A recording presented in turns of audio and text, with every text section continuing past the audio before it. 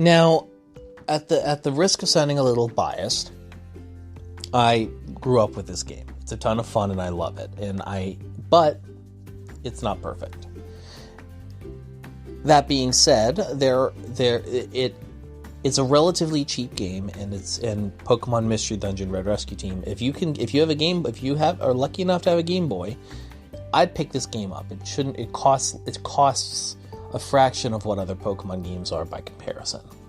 Now, there are the negatives I would have is probably if you want to play a specific Pokemon, that can be kind of difficult because you got to go through it a few times and answer different questions to get the type of Pokemon, and certain Pokemon are locked behind certain genders, so if you're overly secure in your gender identity and you don't want to play as a female, even though it does not matter.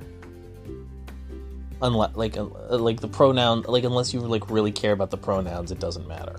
So one of the things that this game, that's one of the problems I have with the game. It makes it hard. If you want to play a certain Pokemon, they don't really make it easy for you.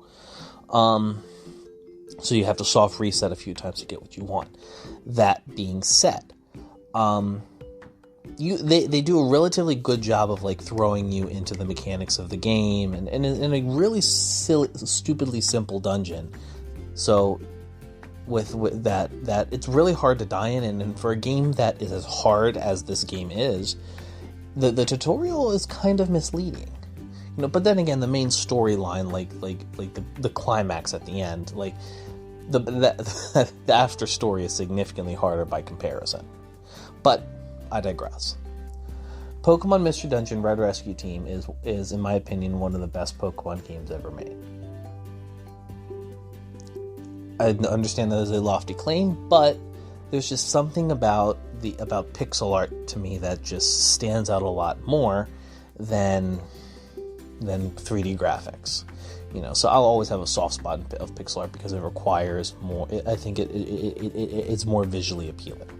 One of the other faults I'll give the game is the UI can be a little clunky. It's not explained very well. Where things are, how to do them. It also, accepting missions on the mission board is more times than not I've accepted it thinking I'm good to go. I run to the mission point and I'm halfway through the dungeon when I realize, shit, I didn't accept it. So thankfully a lot of these issues I've already talked about so far have been remedied in the remake that came out, Mystery Dungeon DX, which is a combination of both Red Rescue Team and Blue Rescue Team, which the only difference between the two is maybe certain Pokemon appearing in certain spots and it being on the DS and on the Game Boy and the DS respectively. If there's one thing that I like that this game has, it has a neutral button, because your Pokemon moves themselves feel valuable. You usually save them for rooms where you've got to make every single turn count. So you have a neutral move you would use to basically, if you were going in a lower dungeon, you could just hit them once and you would be able to knock out most because your attack is high enough. That's one of the things I don't like about the new game, the remake, where they took that out.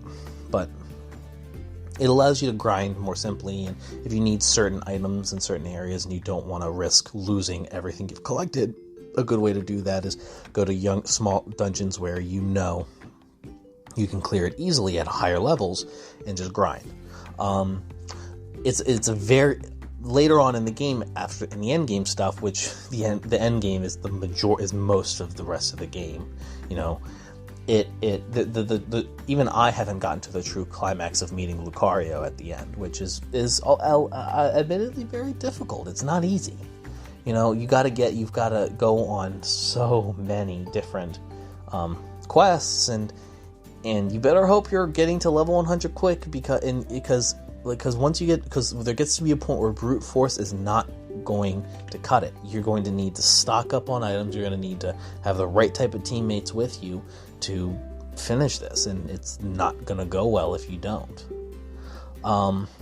One thing I wasn't too thrilled about was that they fixed in later games like Explorers Sky, was the fact that when certain characters talk, their artwork pops up, which is cool. My problem with that is,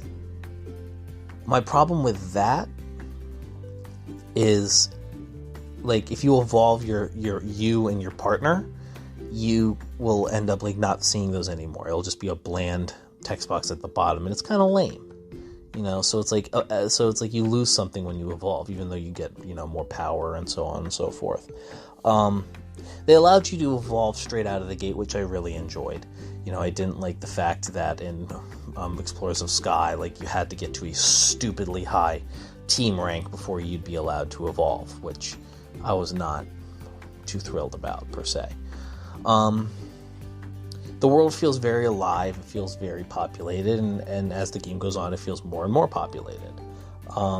And the goalposts are constantly shifting, so you're fighting stronger and stronger legendary Pokemon, and the story is still there, and it feels very deep and engaging and complex, and it's for a Game Boy Advance game, that something that doesn't hold a lot of memory, maybe on the highest end, 10 megabytes. The fact that they were able to stuff so much content in such a little game is a testament to the design tools of Creature Inc. But that's neither here nor there. But this has been, and that's kind of my thoughts on one of my favorite games of all time, Pokemon Mystery Dungeon Red Rescue Team.